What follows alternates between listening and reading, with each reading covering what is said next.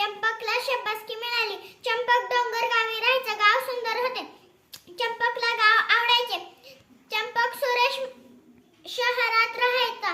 तो मामांकडे शहरात शिकायला गेला. चंपक शिकून मोठा झाला.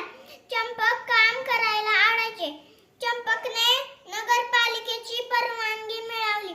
मामांनी मदत केली. चंपकने हिरा बागेजवळ केळीची गाडी उभी केली. पिवळी धमक गोड केळी लोकांना आवडू लागली. एके दिवशी एक मुलाने केळी घेतली. त्यातील एक केळे खाऊन साल सडकेवर टाकली. मागून आलेले आजोबा सालीवरून घसरले. पडता पडता सावरले. चंपक धावत मदतीला गेला. आजोबांना बाजूला नेऊन बसवले. पाणी दिले.